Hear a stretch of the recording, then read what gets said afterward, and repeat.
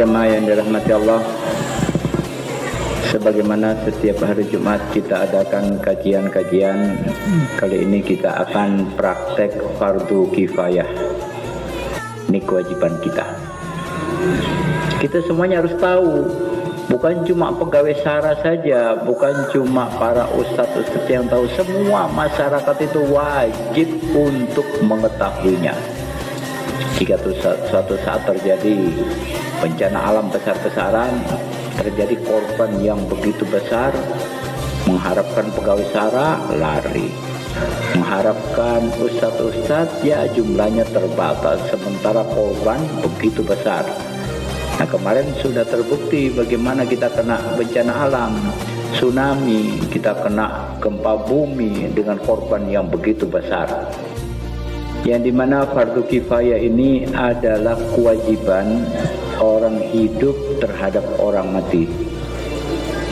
Kalau ada orang meninggal, orang Islam, kemudian tidak ada yang melaksanakan fardu kifayah, maka satu kota itu berdosa semuanya. Nah, ini penting. Bagaimana cara menghadapi orang ketika sakit, kemudian dia sakarat, kemudian meninggal. Nah, ini ada tata caranya, perlu kita belajar. Nah, kalau kita tidak tahu, maka kita tidak bisa mengerjakannya. Di mana kewajiban orang hidup terhadap orang meninggal itu 4 perkara.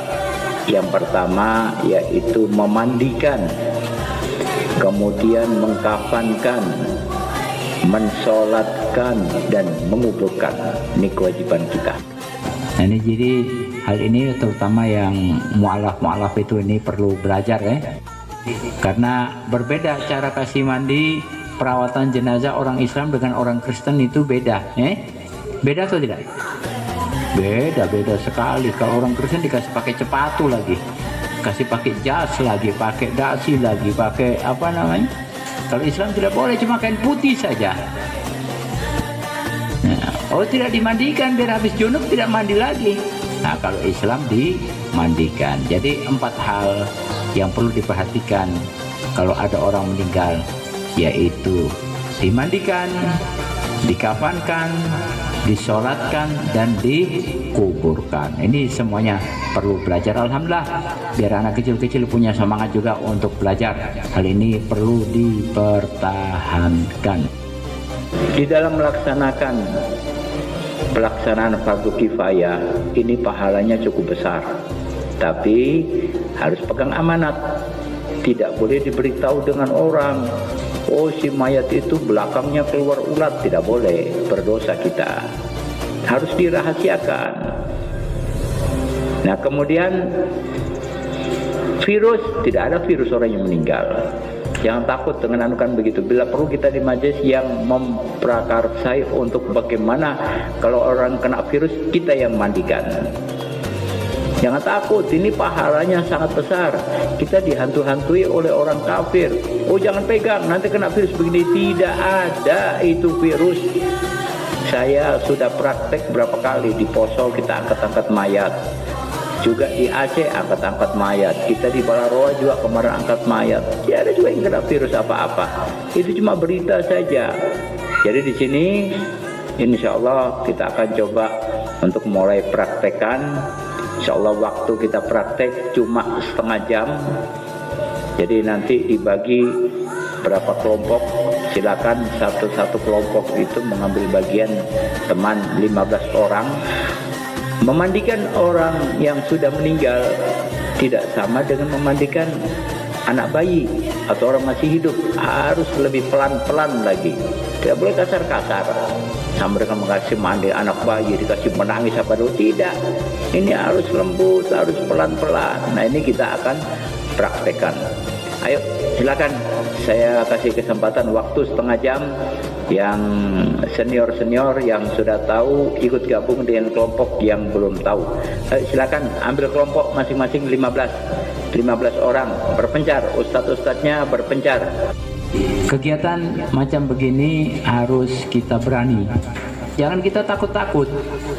Mungkin nanti suatu saat kita dapat mayat yang terpotong-potong, kakinya tidak ada kepalanya tidak ada apanya lagi yang tidak sempurna. Kita harus anukan semuanya. Nah, kalau korban itu tidak mungkin mayat itu utuh. Jadi kita harus bisa untuk mempraktekkannya.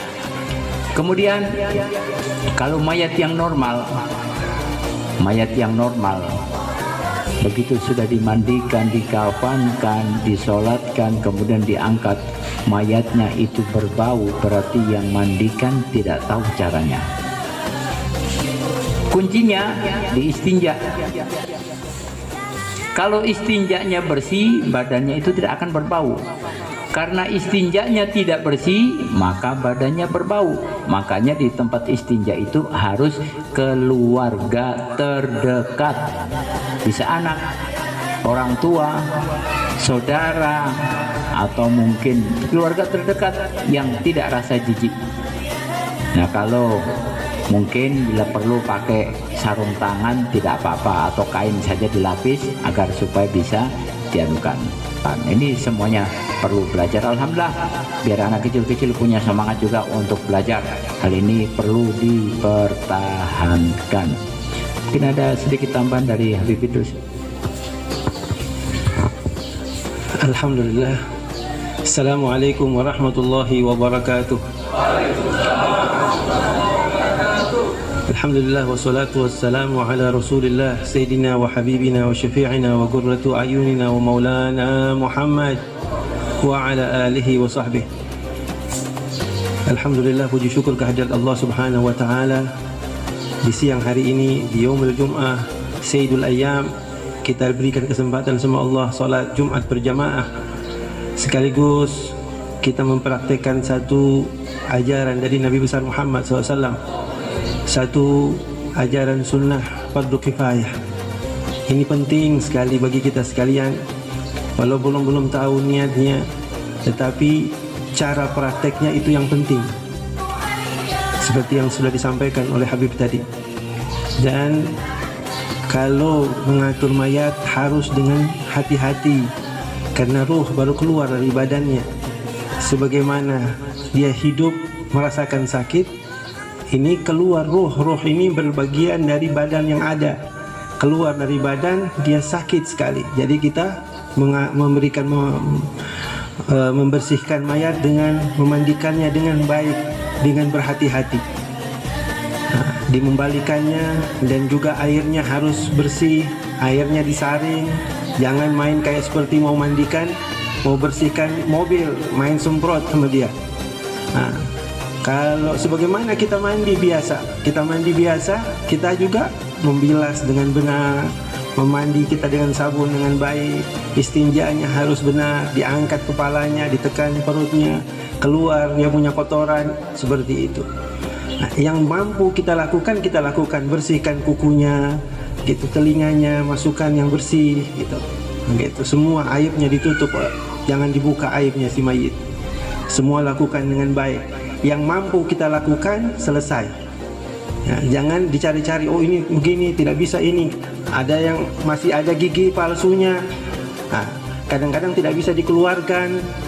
Kalau tidak bisa, jangan dipaksa. Makanya waktu wafat, dia mudah untuk dikeluarkan, keluarkan. Tapi kalau tidak mampu, jangan dipaksa, gitu. Karena ini juga berbahaya bagi si mayit, kesian si mayitnya, gitu. Jadi seperti itu. Kalau ada yang ada di kapal, kadang-kadang wafat di atas kapal, diturunkan mayatnya dengan baik ke laut, gitu. Karena mayat tidak boleh gabung sama orang yang hidup di atas kapal, karena dia akan berbau, akan membuat penyakit yang ada di dalam atas kapal. Jadi diturunkan di laut, seperti itu. Jadi banyak hal-hal yang perlu kita ketahui dalam persoalan memandikan jenazah. Karena memandikan jenazah ini ada bagian-bagian yang kadang-kadang ada kulitnya yang terkelupas, yang keluar. Itu diambil, digabung sama si mayit. Nanti di waktu dikafankan, ada yang terlepas dari anggota badannya, masukkan di dalam kain kafannya. Jangan sampai ada yang keluar, diikutkan bersamanya. seperti itu. Kalau bisa ada bau harum-harum yang seperti tadi kita ada dupa, waktu mandikan itu bakar itu supaya tidak keluar bau si mayit. Seperti jadi buat sesuatu yang supaya aib si mayit tidak ada. Orang yang menutup aib saudaranya, Allah akan tutup aibnya. Siapa yang membuka aib saudaranya, Allah akan buka aibnya. Aib yang paling akhir dari kehidupan manusia adalah waktu saat dia sudah wafat.